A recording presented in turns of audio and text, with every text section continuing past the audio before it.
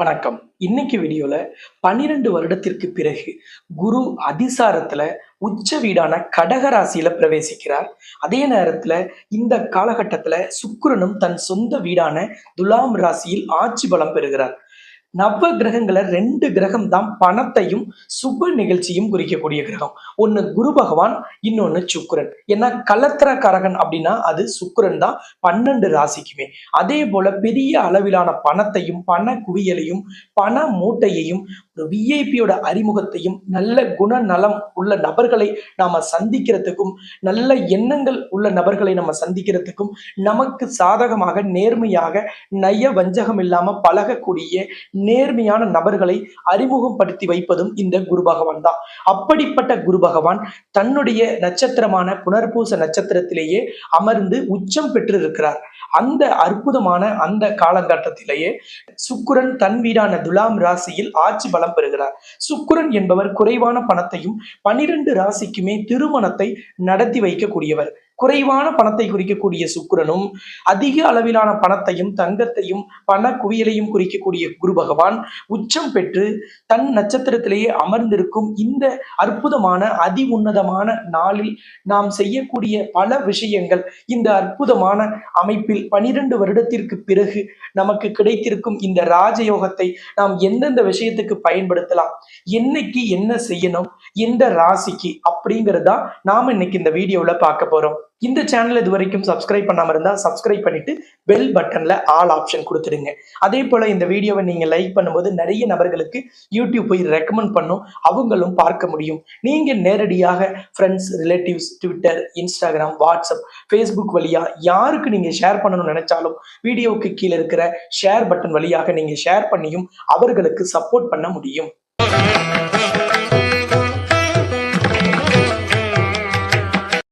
மேச ராசிக்கு தான் 4ஆம் இடமான வீடு, மனை, வண்டி, வாகனத்தை குறிக்கும் இடத்தில் குரு பகவான் உச்சம் பெற்று தன் நட்சத்திரமான புனர்பூசத்தில் அமர்ந்திருக்கிறார்.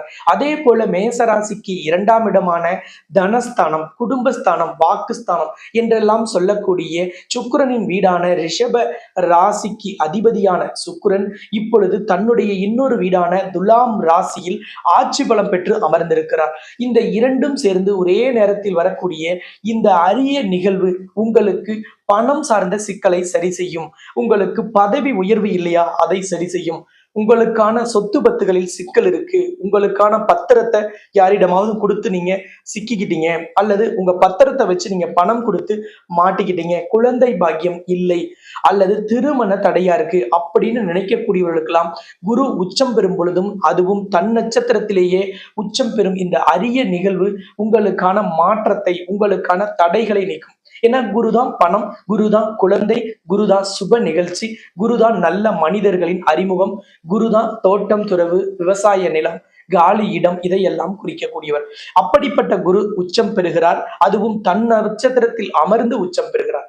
அடுத்தது உங்களுக்கான தனம் அப்படின்னு சொல்லக்கூடிய வருமானம், உங்களுக்கு குடும்பம், குடும்ப வாழ்க்கை, குடும்பம் அமைவது போன்ற விஷயத்தை எல்லாம் குறிக்கக்கூடிய சுக்கிரனும் இப்பொழுது ஆட்சி பலம் பெறுகிறார் துலாம் ராசியில். அப்ப கட்டாயமாக இந்த காலகட்டங்கள் மேஷ ராசி அல்லது மேஷ லக்னத்தில் பிறந்தவர்களுக்கு சுப நிகழ்ச்சி நடக்கணுமா, அதை நடத்தி தரும். உங்களுக்கு பண வரவில் சிக்கல் இருக்கா, அதை சரி செய்யும்.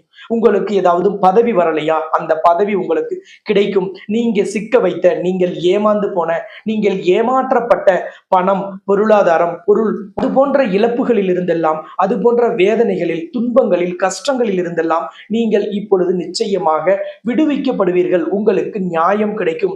இழந்தது உங்களுக்கு திரும்ப கிடைக்கும். மேச ராசியில அஸ்வினி நட்சத்திரம், பரணி நட்சத்திரம், கார்த்திகை நட்சத்திரத்தின் முதல் பாதம், இதிலெல்லாம் பிறந்திருக்கிறவங்க எல்லாருக்குமே இந்த காலகட்டம் பொன்னான காலகட்டம். பண வரவு அப்படின்னாலே குருதான், அடுத்தது சுக்கிரன். அதே போல திருமணம் அப்படின்னாலே சுக்கிரன் தான். அப்படிப்பட்ட சுக்கிரன் இப்பொழுது ஆட்சி பலம் பெற்று இருக்கிறார். அதே நேரத்துல குரு பகவான் என்ன செய்கிறார், உச்சம் பெறுகிறார். உச்சம் என்றால் 200%, ஆட்சி பலம் என்றால் 100% வலிமை. அதிலும் குரு பகவான் தன் நட்சத்திரமான புனர்பூசத்திலேயே உச்சம் பெறுகிறார். இது இன்னும் சிறப்பு வாய்ந்த ஒரு அமைப்பு. இந்த காலகட்டம்ங்கிறது உங்களுக்கு நவம்பர் மாதம் 5ஆம் தேதி புதன்கிழமையில தான் இந்த அரிய நிகழ்வு ஏற்படுது. அந்த நவம்பர் 5ஆம் தேதி புதன்கிழமை என்பது பௌர்ணமியாகவும் இருக்கிறது. வாழ்க்கையில் ஒளி பெறணும், சிக்கல்களில் விடை தெரியாமல் இருக்கும், அந்த சிக்கல்கள் துன்பம் இருள் நீங்கி நமக்கு வெளிச்சம் பிறக்கணும் அப்படின்னா பௌர்ணமிங்கிற அந்த நாள் மிக மிக விசேஷமான நாள். இன்னொன்னு நவம்பர் 5ஆம் தேதி புதன்கிழமையில நேத்திரமும் பரிபூர்ணமாக இருக்கும். அன்னைக்கு ஜீவனும் பரிபூர்ணமாக இருக்கும். நீங்க பஞ்சாங்கம் பார்க்கிற வழக்கம் இருக்கு அல்லது கேலண்டர் பார்க்கிற வழக்கம் இருக்குன்னா அன்னைக்கு நீங்க போய் பாருங்க. அன்னைக்கு 2 கண்கள் உள்ள நாள், முழு வாழ்க்கை உள்ள நாளாக போட்டிருக்கும். அப்ப 2 கண்கள் அப்படின்னாலே எந்த ஒரு விஷயத்தையும் அணுகும் பொழுது அந்த சிக்கல்கள் தீர்வதற்கு நமக்கு வழி கிடைக்கணும், விடை கிடைக்கணும். அப்ப விடை கிடைக்கணும்னாலே நமக்கு அந்த நாள் பார்வை உள்ள நாளாக, நமக்கு அந்த நாள் முழு கண்கள் உள்ள நாளாக இருக்கணும். அடுத்தது ஜீவன் அப்படின்னு சொல்லிட்டோம். ஜீவன்ல முழு வாழ்க்கை. அந்த ஜீவன்ல 3 விதம் உண்டு. ஒண்ணு உயிரற்ற வாழ்க்கை, இன்னொன்னு அரை வாழ்க்கை, இன்னொன்னு முழு வாழ்க்கை நாள். அப்ப இந்த நவம்பர் 5ஆம் தேதி பௌர்ணமி உங்களுக்கு முழு வாழ்க்கை உள்ள நாளாக இருக்கு. எந்த ஒரு விஷயத்தை எதை நாம் செய்தாலும் அன்னைக்கு ஜீவன் ஓட்டம் இருக்கணும். அந்த நாள் உயிரோட்டமாக இருக்கணும். உயிரோட்டம் உள்ள நாள்ல நீங்க ஒரு புதுதா ஒரு வீடு கட்ட தொடங்குறீங்க, ஒரு தொழில் தொடங்குறீங்க, வியாபாரம் தொடங்குறீங்க, அல்லது ஏற்கனவே ஒரு தொழில் வியாபாரம் செய்யறீங்க, புதுதா ஒரு ப்ராடக்டை அறிமுகப்படுத்துறீங்க, அல்லது உற்பத்தியை தொடங்குறீங்க, ஒரு இயந்திரத்தை துவங்கி வைக்கிறீங்க, அல்லது சுப நிகழ்ச்சிக்கான ஒரு வேலையை தொடங்குறீங்க, விவசாயத்தை தொடங்குறீங்க. எந்த விஷயமா இருந்தாலும், எந்த புதிய முயற்சியா இருந்தாலும் அன்னைய நாள்ல உங்களுக்கு உயிரோட்டம், அதாவது ஜீவன் முழுமையாக உள்ள நாள்ல நீங்கள் செய்தால் அந்த காரியம், அந்த நாள் சிறப்பாக அமையும். அந்த காரியங்கள் அனைத்தும் பெரிய அளவிலான வெற்றியை பெறும். இன்னொன்னு சுக்கிரன் அப்படின்னாலே கடவுளில் யார் அப்படின்னா தாய் மகாலட்சுமி தான். அதிலும் மேசராசி அல்லது மேஷ லக்னத்தில் பிறந்தவர்கள் எப்பொழுதுமே உங்களுக்கு பணம் சார்ந்த சிக்கல், சுப நிகழ்ச்சிகள் சார்ந்த சிக்கல், குடும்பத்தில் சிக்கல், இந்த 3 விஷயத்திற்குமே நீங்க மகாலட்சுமியை மனதார வழிபாடு செய்யணும். ஏன்னா அஷ்ட ஐஸ்வர்யத்திற்கும் 16 செல்வத்திற்கும் அதிபதி கடவுளில் தாய் மகாலட்சுமி. அப்படிப்பட்ட மகாலட்சுமியை வழிபாடு செய்யும் பொழுது உங்களுக்கான பண வரவில் இருந்த சிக்கல், வேலையில் தொழிலில் இருந்த சிக்கல், வியாபாரத்தில் இருந்த தேக்க நிலைமை, மந்த நிலைமை நீங்கும். நீங்கள் இழந்த சொத்தா இருக்கலாம், பணமா இருக்கலாம், அல்லது ஏதாவது விலை உயர்ந்த பொருளா இருக்கலாம். இதை எல்லாவற்றையும் நீங்கள் மீண்டும் திரும்ப பெறுவதற்கும், அதில் உங்களுக்கு நிவாரணம் கிடைப்பதற்கும், உங்களுக்கு நியாயம் கிடைப்பதற்கும், நீதி கிடைப்பதற்கும் அந்த நாளில் நீங்கள் செய்யும் வழிபாடு பெரிய அளவில் உதவிகரமாக இருக்கும். இந்த நாள் பௌர்ணமி. அப்ப பௌர்ணமியில நம்ம என்ன வழிபாடு செய்யணும்? பொதுவாக ஒவ்வொரு நாளும் ஒவ்வொரு இறைவனுக்கு வழிபாடு செய்வதற்கு உகந்த நாள். அதன்படி பார்க்கும் பொழுது பௌர்ணமி என்பது இந்த முழு நிலவு நாள் என்பது தாய் மகாலட்சுமிக்கு உகந்த நாள்.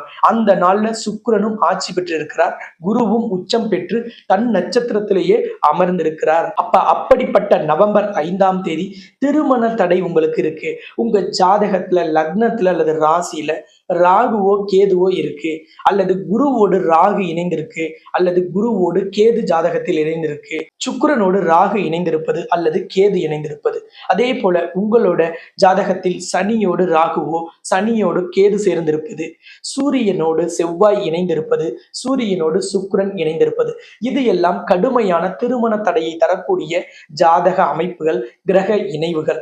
இது போல இருக்கக்கூடியவர்கள் கடந்த காலங்கள்ல நீங்க ராகு கேதிற்காக பரிகாரம் செஞ்சிருக்கீங்க, செவ்வாய் தோஷத்துக்கு செஞ்சீங்க, கலத்திர தோஷம் தார தோஷத்துக்காக நீங்க பரிகாரம் செஞ்சிருந்தீங்க. ஆனா திருமணம் நடக்கல. வரன் பாக்குறோம், நல்ல பதில் வரல. வரன் பார்த்து பார்த்து ஓஞ்சி போயிட்டோம். வரன் பாக்குறதுக்கு நினைச்சாலே இப்ப வெறுப்பாவும் விரக்தியாவும் இருக்கு, மன வேதனையா இருக்குன்னா அப்படிப்பட்டவர்கள் எல்லாருமே இந்த அற்புதமான இந்த கிரக சேர்க்கை, ஏன்னா குரு தான் ஒருவருடைய வாழ்க்கையில சுப நிகழ்ச்சி நடத்தணும்னா கண்டிப்பாக குருவின் ஆதரவு அவசியம். அதனாலதான் திருமணத்துக்கு வரன் பார்க்கறதுக்கு முன்னாடி முதல்ல ஜாதகத்தை எடுத்து அந்த ஜாதகத்துக்கு குரு பலன் வந்துருச்சா, வியாழ நோக்கு ஏற்பட்டுச்சா, குரு பார்வை கிடைச்சிருச்சான்னு பார்க்கறது உண்டு. அப்படிப்பட்ட குரு பகவான் தன் நட்சத்திரத்தில் உச்சம் பெற்றிருக்கிறார். 12 ராசிக்குமே கலத்திரம்னு சொல்லக்கூடிய கல்யாணத்தை குறிக்கக்கூடிய கிரகமான சுக்கிரன் தன் வீட்டிலேயே ஆட்சி பெற்று அந்த நாள்ல அமர்ந்திருக்கிறார். இந்த நாளில் நீங்கள் திருமண தடைக்காக பரிகாரம் செய்யும் பொழுது, வழிபாடு செய்யும் பொழுது, பிரார்த்தனை செய்யும் பொழுது உங்களுக்கான திருமண தடை கட்டாயம் நீங்கும். அப்ப இந்த திருமண தடை நீங்குவதற்கு சாஸ்திரப்படி சம்பிரதாயப்படி என்ன செய்யணும்? ஏன்னா ஏற்கனவே நிறைய பரிகாரங்கள் செஞ்சிட்டோம், நிறைய வழிபாடுகள் செஞ்சிட்டோம், நிறைய ஆலயங்களுக்கு போயிட்டோம். எப்பவுமே ஒரு விஷயத்தை தெரிஞ்சுக்கங்க, எந்த ஒரு விஷயம் செஞ்சாலும் சரி, என்ன காரியம் செஞ்சாலும், எந்த முயற்சியில் ஈடுபட்டாலும் நாளும் கோளும் சிறப்பாக இருக்கணும். அப்ப நாள் சிறப்பாக இருக்கணும்னா அந்த நாள் கண்டிப்பாக சுக்கிரனின் அதிபதியான மகாலட்சுமிக்கு உகந்த நாள். அது பௌர்ணமியா இருக்கு. கோள்கள் அப்படின்னு பார்த்தா குருவும் சுக்கிரனும் வலிமையாக இருக்கிறார்கள் அன்னைக்கு. அதே போல அன்னைக்கு பரிபூரண நேத்திரமும் பரிபூரண ஜீவனும் இருக்கு. அன்னைய நாள் புதன்கிழமையாகவும் இருக்கிறது. அப்ப இப்படிப்பட்ட இந்த விசேஷ நாளில் மேச ராசி அல்லது மேஷ லக்னத்தில் பிறந்தவர்கள் கடந்த காலங்களில் நீங்க காளகஸ்தி, திருமணஞ்சேரி, திருப்பாம்புரம், திருப்பைஞ்சிலி, கொடுமுடி, பவானி போன்ற ஆலயங்களுக்கெல்லாம் போனோம். திருமணஞ்சேரி போனோம், வாழமரத்துக்கு, ஆலமரத்துக்கு, அரச மரத்துக்கு தாலி கட்டி வெட்டணும் அல்லது தாலி கட்டி பரிகாரம் செஞ்சோம். ராமேஸ்வரம் போனோம், திருக்கடையூர் போனோம். நாங்க நிறைய பரிகாரம் செஞ்சோம், தோத்து போயிட்டோம், அல்லது அந்த பரிகாரம் எங்களுக்கு பலனை தரல அப்படின்னு நினைக்கிறவங்க எல்லாருக்குமே ஜோதிட சாஸ்திரத்திலும் நம்மளுடைய முன்னோர்கள், யோகிகள், சித்தர்கள், ரிஷிகள், மத குருமார்கள், ஞானிகள் எல்லாமே சொன்ன திருமணத்திற்கான கடைசி பரிகாரம் இதுதான் கடைசிங்க அப்படின்னு சொன்ன பரிகாரத்திற்கு பெயர் தான் சுயம்பர கலா பார்வதி ஹோமம். இதை ஏன் கடைசின்னு சொல்றோம்? இதை முதல்ல செஞ்சது கடவுளில் தாய் பார்வதி தேவி தான். பரமேஸ்வரனை திருமணம் செய்து கொள்ள அவங்க செஞ்ச இந்த ஹோமத்தை தான் திருமண தடைக்கான, திருமண வாழ்க்கையில் இருந்த சிக்கல் தீர்வதற்கான, திருமண வாழ்க்கை சம்பந்தப்பட்ட வழக்கு நீதிமன்றத்தில் இருக்கு அல்லது விவாகரத்து வழக்கு இருக்குன்னா அதுல எல்லாம் நீங்கள் வெற்றி அடைவதற்கும் நீங்கள் விரும்பிய தீர்ப்பு வருவதற்கும் சாஸ்திரத்தில் சொல்லப்பட்ட கடைசி பரிகாரம் இந்த சுயம்பர கலா பார்வதி ஹோமம். ஏன்னா இதுதான் கடவுள் செய்தது. கடவுள் மனிதர்களுக்காக வழிகாட்டும் விதமாக முதலில் செய்த இந்த ஹோமம் உலக பிரசித்தி பெற்றது. இதுவரைக்கும் லட்சம் பேருக்கு மேல திருமண தடையை நீக்கிய ஹோமம் இந்த ஹோமம் தான். இந்த ஹோமத்தை எங்க செய்யணும்? ஒண்ணு கலத்திரக்காரகன் முன்னிலையில செய்யணும் அல்லது கலத்திரக்காரகனின் ஆலயத்துல செய்யணும். அப்ப இந்த சுயம்பர கலா பார்வதி ஹோமத்தை சுக்கிரனின் அதிபதி யாரு? கடவுளில் தாய் மகாலட்சுமி. அப்ப மகாலட்சுமியின் ஆலயத்துல இந்த பௌர்ணமியில குரு உச்சமாக தன் நட்சத்திரத்தில் இருக்கிறனால பரிபூர்ண நேத்திரமும் பரிபூர்ண ஜீவனும் இருக்கும். புதன்கிழமை பௌர்ணமியில செய்யணும். அப்ப இந்த பௌர்ணமி நவம்பர் மாதம் 5ஆம் தேதி புதன்கிழமையில வருது. இந்த பரிகார ஹோமம் சுயம்பர கலா பார்வதி ஹோமம் எப்படி செய்யப்படுது அப்படின்னா, மகாலட்சுமியின் கருவறைக்கு முன்னாடி மகாலட்சுமியின் பார்வையில ஹோம குண்டம் அமைத்து சம்பந்தப்பட்ட நபர்களை அமர வைத்து செய்வதுதான் இது முற்றிலும் பலனை தரும். அப்படி அமர வைத்து அங்கே ஹோம குண்டம் அமைத்து செய்யும் பரிகாரம் இந்த ஹோமம் நிச்சயமாக உங்களுக்கான திருமண தடையை, திருமண தாமதத்தை, குடும்ப வாழ்க்கையில் இருந்த சிக்கலை, கணவன் மனைவியில் இருந்த கருத்து வேறுபாடு, சண்டை சச்சரவை சரி செய்யும். விவாகரத்து வழக்கில் உங்களுக்கு வெற்றி கிடைக்கும். 2வது திருமணத்திற்கு வரன் பார்ப்பவர்களுக்கு நல்ல வரன் அமையும். இந்த பரிகார ஹோமம் நவம்பர் 5ஆம் தேதி பௌர்ணமியில எங்கே நடைபெறுது அப்படின்னா, உலகின் முதல் அஷ்டலட்சுமி நவகிரக திருக்கோவில்ல நடைபெறுது. இந்த உலகின் முதல் அஷ்டலட்சுமி நவகிரக திருக்கோவில் சேலம் மாவட்டம் தலைவாசல்ல அமைந்திருக்கிறது. சேலம் சென்னை தேசிய நெடுஞ்சாலையில சேலத்திலிருந்து சென்னை நோக்கி போகும்போது 60 கிலோமீட்டர் தொலைவிலையும், சென்னையிலிருந்து விழுப்புரம், பாண்டிச்சேரி, கடலூர் போன்ற வழியாக வரக்கூடியவர்களுக்கு கள்ளக்குறிச்சியை தாண்டி 25வது கிலோமீட்டர்ல இந்த தலைவாசல்ங்கிற ஊர் அமைந்திருக்கிறது. இந்த ஆலயம் அஷ்டலட்சுமியும் நவகிரகமும் கருவறையில் ஒன்றாக காட்சி தரக்கூடிய உலகின் முதல் ஆலயம். பிரசித்தி பெற்ற இந்த ஆலயத்திற்கு பக்தர்களால் 52வது சக்தி பீடம் என்ற அந்தஸ்தும் வழங்கப்பட்டிருக்கும். இந்த உன்னதமான பிரசித்தி பெற்ற இந்த ஆலயத்தில் வரும் நவம்பர் 5ஆம் தேதி நடைபெறும் இந்த சுயம்பர கலா பார்வதி ஹோமம் என்பது உங்களுக்கான திருமண தடையை முழுவதும் நீக்கும்.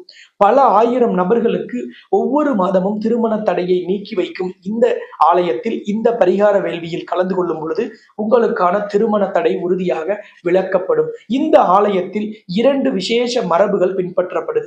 ஒண்ணு, இந்த ஹோமத்தில் கலந்து கொள்ளும் நபர்களுக்கு மகாலட்சுமி சூடிய மாலையை அவர்கள் கழுத்தில் அணிவிக்கப்பட்டு, லட்சுமி மாலை, கலத்திரக்காரகன் மாலை அணிவிக்கப்பட்டு ஹோமத்தில் அமர வைக்கப்படுவார்கள். அப்ப அவர்களுக்கு கலத்திர மாலை கிடைக்கும். இந்த வேளை கல்யாண மாலை உறுதியாக கிடைக்கும், மணமாலை அமையும் என்பது ஐதீகம்.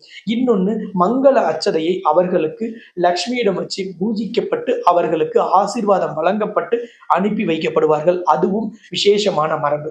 இன்னொன்னு, இந்த ஹோமத்தில் கலந்து கொள்ளும் நபர்களின் ஜாதகத்தை ஹோமத்திலையும் வைத்து லக்ஷ்மியிடமும், அதாவது அஷ்டலட்சுமி நவகிரகத்திடம் கருவறையில் வைத்து தோஷ நிவர்த்தி பூஜை செய்து அவர்களிடம் அந்த ஜாதகம் வழங்கப்படும். அப்ப இந்த விசேஷ மரபுகள் இங்கே பின்பற்றப்படுவதால் இங்கே வந்து கலந்து கொள்ளும் நபர்களுக்கு திருமண தடை உடனடியாக விலகுகிறது, நீங்குகிறது என்பது நம்பிக்கை. இந்த ஹோமத்தில் கலந்து கொள்ள என்ன செய்யணும் அப்படின்னா, சம்பந்தப்பட்ட நபர்கள் நேரில் வந்து கலந்து கொள்வது விசேஷம். ஏன்னா அப்பதான் அவங்களுக்கு மாலையிட்டு அமர வைத்து இந்த ஹோமம் முழுவதுமாக அவர்கள் கையால் செய்ய வைத்துதான் இந்த பூஜையை நிறைவு செய்யப்படும்.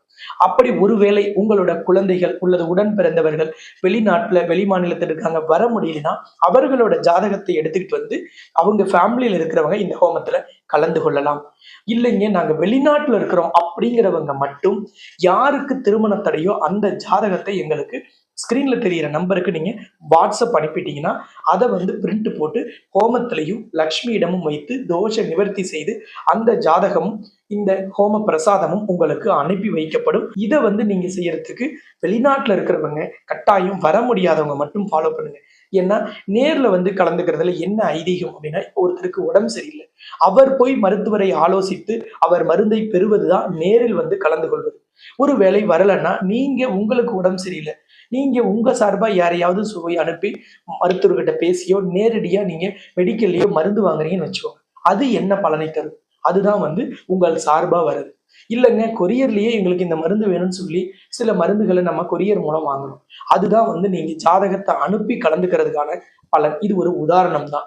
இது போலதான் நீங்க வந்து முடிந்த வரைக்கும் நேரில் வந்து என் தோஷத்தை, என்னுடைய குறைகளை, என்னுடைய கவலையை, எனக்கு இருக்கக்கூடிய அந்த நவகிரக தோஷங்களை நானே நீக்கணும் அப்படின்னு நேரில் வந்து கலந்து கொள்ளுங்கள். இந்த ஹோமத்தில் வந்து கலந்து கொள்வதற்கு முன்பதிவு கட்டாயம்னு ஆலயத்துல சொல்லியிருக்காங்க. ஏன்னா எவ்வளவு நபர்களை அமர வைக்க முடியும்னு ஒரு கணக்கு வச்சிருக்காங்க.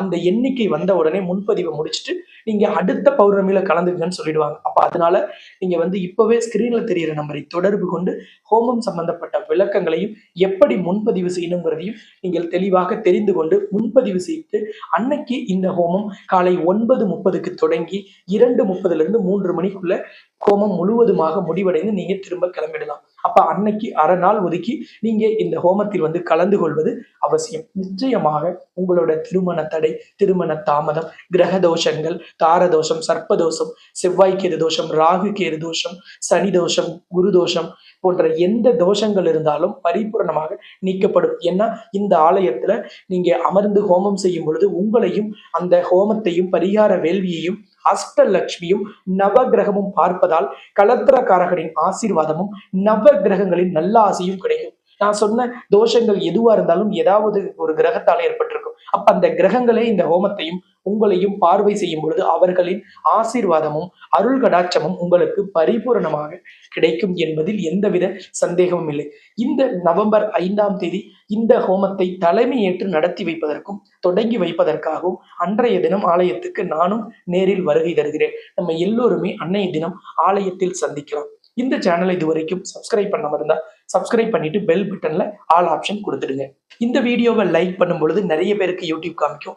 உங்களை போல நிறைய பேருக்கு பார்க்கணும்னு நீங்க ஆசைப்பட்டீங்க, அவங்களுக்கு திருமண தடையா இருக்குன்னு நினைச்சீங்கன்னா இன்ஸ்டாகிராம், ட்விட்டர், வாட்ஸ்அப், ஃபேஸ்புக் போன்ற சோசியல் மீடியா வழியா வீடியோவுக்கு கீழே இருக்க ஷேர் பட்டன் வழியாகவும் நீங்க ஷேர் பண்ணியும் அவர்களுக்கு சப்போர்ட் பண்ண முடியும். இன்னொரு சந்தர்ப்பத்தில் மீண்டும் சந்திக்கலாம் என்று கூறி உங்களிடமிருந்து விடைபெறும் நான் ஜோதிட ரத்னா, ஜோதிட கலாநிதி, ஜோதிட செம்மல், மகாலட்சுமி உபாசகர், ஸ்ரீலஸ்ரீ டாக்டர் ராம் பரிமளம் ஆச்சாரிய குருஜி. நன்றி, வணக்கம்.